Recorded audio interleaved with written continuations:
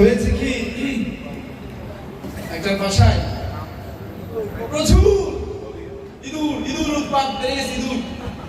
এখন ইঁদুরের উৎপাত সহ্য করতে না পেরে গৃহকর্ত্রী তিনি অতিষ্ঠ, তিনি কি করেছেন, তার কর্তাকে দিয়ে একটা ফাঁদ কিনে আনছে, ইঁদুরের ফাঁদ।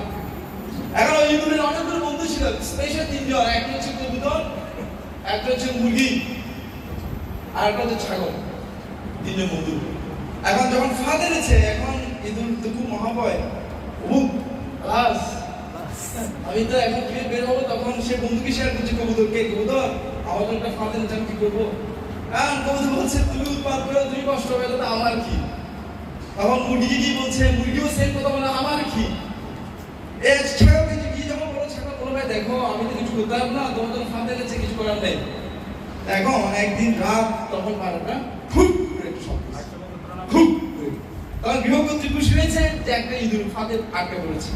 দ্রুত গিয়ে দেখতে গিয়েছে, হাত দিয়েছে আর ছোবল মেরেছে। এটা ইঁদুর ছিল না, ছিল সাপ।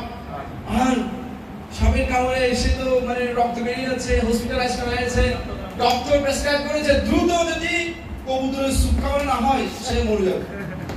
তাদের পাশে এসে কবুতর যেটা ছিল ঝুড়ি থেকে বের করে কেটে স্যুপে খাওয়া দিচ্ছে। এখন আত্মীয় স্বজন সবাই আসতেছে, আপনার আঙুল নিয়ে আসতেছে, ওকে দেখার ওদেরকে কি খাওয়াবে, মুরগিটা কেটে খাওয়াই দিছে।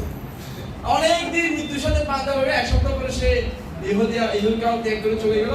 এখন ওই ক্রিয়া অনুষ্ঠান হবে, ক্রিয়া অনুষ্ঠানে কি খাওয়া হবে, ছাগল ডেকে খাওয়াই দিছে। ইঁদুর বসে বসে হাসতেছে,